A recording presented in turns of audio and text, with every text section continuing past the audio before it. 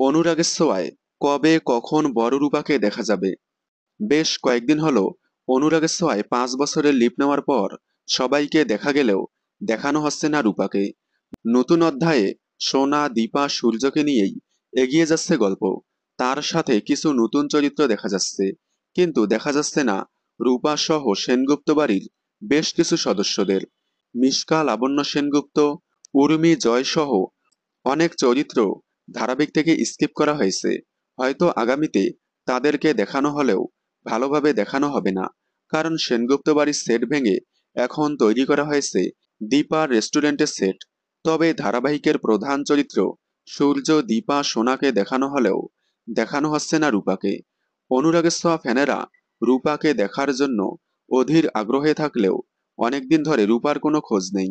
শোনা যাচ্ছে আগামী আরও কয়েকদিন রূপাকে ছাড়াই এগিয়ে যাবে গল্প, কারণ বর্তমানে অনুরাগের ছোঁয়ার ট্রাকটা রূপাকে ছাড়াই সাজানো হয়েছে। তাই রূপাকে বাদ দিয়েই কয়েকদিন এগিয়ে যাবে গল্প। তারপর গল্পে নতুন টুইস্ট আনতে রূপাকে এন্ট্রি করানো হবে। রূপা ফিরে আসলে গল্প আবারও নতুনভাবে জমে উঠবে। তাই দেখতে থাকুন অনুরাগের ছোঁয়া, সোম থেকে রবি ঠিক রাত 9:30টায় স্টার জলসার পর্দায়। আপনারা রূপাকে দেখার জন্য কতটা এক্সাইটেড কমেন্টে জানাবেন। বাংলা বিনোদনের সকল আপডেট সবার আগে পেতে চ্যানেলটি সাবস্ক্রাইব করে পাশে থাকা বেল আইকনটি বাজিয়ে দিন। ধন্যবাদ।